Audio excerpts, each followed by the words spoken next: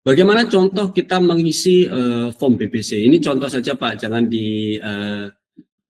dijadikan pedoman. Artinya begini, setiap blok baris yang Bapak masuki, misalkan baris ini saya ambil contoh di baris 20 per 20 baris, artinya saya anggap ini barisnya ada 130, kemudian saya ambil per 20 jalur, per jalur 20, kemudian saya hitung masuk, itulah gampangnya. Kalau Bapak mau buat yang lain silahkan gitu. Yang penting populasinya terwakili gitu. Jadi kalau caranya adalah kita menghitung berkeliling, mengelilingi pokok. Kita lihat satu pokok, misalkan kita berhenti di satu pokok. Kemudian buah yang kita hitung pertama kita tandai misalkan dengan galah. Kita simpan galahnya di buah yang kita hitung pertama, kemudian kita berputar sampai kembali ke galah itu. Jadi supaya tidak double-double. Nanti ada misalkan karyawan Bapak pelupa gitu kan, muter aja dia, walah satu kali loh, muter satu kali, muter lagi dia 2 kali, 3 kali loh, kok 3 kali, jadi buahnya yang harusnya 6 dihitung jadi 18. Walah ini makin ngaco. Jadi harus ditandai buah mana yang dihitung pertama. Kenapa? Supaya kita tahu kapan kita harus berhenti gitu.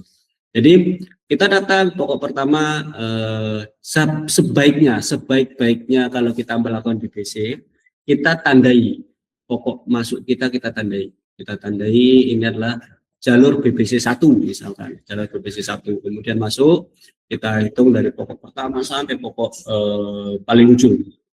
Usahakan jangan yang di tepi main road Pak, jangan di tepi jalan utama. Kalau misalkan dia kita bisa mulai di jalur kelima, gitu, jalur kelima 1, 2, 3, 4, 5. Oh ini jalur kelima baru masuk ke dalam gitu. Kenapa kok nggak boleh tepi jalan? Tepi jalan ini banyak deviasinya lah, banyak penyimpangannya, banyak hal-hal yang kadang-kadang tidak kita bisa kontrol gitu. Jadi masuklah dari yang tidak di tepi jalan. Masuk ke dalam, hitung, catat.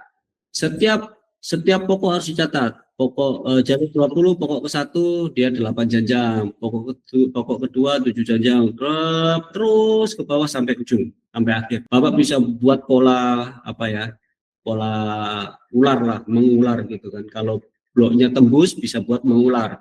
Jadi tembus langsung belok kanan, berapa jalur lagi Bapak pakai, tandai di awal masuknya, jalan lagi, menghitung yang sama terus sampai dapat kira-kira 5% populasi. Itu minimalnya 5% populasi. Jadi kalau pokok Bapak ada 1000, ya paling tidak Bapak harus mensensus 5%-nya ya 100 ya. 1000 berarti 50, berarti 50 pokok yang harus Bapak sensus. Jadi nah ini saya ambil contoh, saya buatkan ini adalah form untuk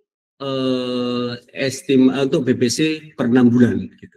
Jadi setelah saya catat semuanya, saya sensus semuanya, saya dapati bahwasanya jumlah janjang per pokoknya adalah 10 janjang per pokok untuk 6 bulan ke depan begitu. Jadi 10 janjang per pokok untuk 6 bulan ke depan. Ini sudah harus menjadi satu kuncian di kepala kita. 10 janjang per pokok untuk 6 bulan ke depan, berarti per bulan setiap pokok itu akan menghasilkan kurang lebih 1, lah ya Pak ya, 1,8 atau 1,7. Kemudian dicatat, akhirnya data itu menjadi satu rekapan seperti ini. Jadi tadi itu blok A ya, tadi itu blok A luasnya 30 hektar. Janjang per pokoknya kan masih ingat kan, tadi kita dapat 10 ya, 10 janjang per pokok. Kemudian SPH-nya kita tahu SPH blok itu 120 pokok per hektar. Kemudian BCR-nya ternyata BCR kita ambil BCR apa ya namanya? BCR sampel. Jadi kita waktu BBC kita ambil beberapa sampel untuk kita timbang misalkan. Dapatlah BCR 14 kg. Kalau tidak ada Pak BCR sampel, Bapak bisa ambil BCR rata-rata 3 bulan yang lalu. 3 bulan berturut-turut misalkan Desember ya. Desember itu berarti apa? Ambil data November, Oktober, September berapa BCR-nya, berapa rata-rata. Nah, Bapak pakai untuk estimasi ini. Bisa, seperti itu juga bisa. Jadi kita dapati BCR-nya di 14 kg. Jadi estimasi produksi 6 bulannya gimana? Oh, ini kan gampang. Kalau mau buat estimasi produksi kan kita tinggal kalikan aja. Janjang per pokok, kalikan jumlah janjang, kalikan dengan BCR, bagikan dengan eh, 1000. Kan ini kalau dikalikan nanti jadi ton ya Pak ya, jadi kilo ya. 1010 kali 120 kali 14 itu 16.800. Jadi 10 kali 120 kali 14 itu 16.800 atau 16,8 ton per hektar untuk 6 bulan. Jadi berapa total produksi per bulannya, estimasi produksi per bulannya, ya tinggal Bapak bagikan, itu jumlah tonase yang akan kita dapat Bapak bagi dengan 6, berarti per bulan saya akan dapat 84 ton, gitu. 84 ton, atau dalam 6 bulan di luasan 30 hektar saya akan mendapat panen 504 ton, gitu. Nah, ini yang harus dijadikan sebagai prediksi 1 tahun. Bagaimana kita memprediksi 1 tahun? Itulah pentingnya mencatat, Pak. Saya sampaikan, saya tidak bosan menyampaikan. Berkebun itu tentang mencatat. Jadi tadi admin Mbak Salma, moderator, juga sudah sampaikan di awal. Kita punya aplikasi namanya KUD Pro, Petani Sawit Pro, ataupun apps, agent, dan sebagainya. Itu semuanya pasti ada mencatatnya. Kenapa? Karena inilah pentingnya kita mencatat. Dengan mencatat, kita bisa tahu produksi kita tahun lalu bagaimana, 2 tahun lalu bagaimana, 3 tahun lalu bagaimana. Yang paling penting adalah kita tahu polanya, Pak, pola sebaran produksinya.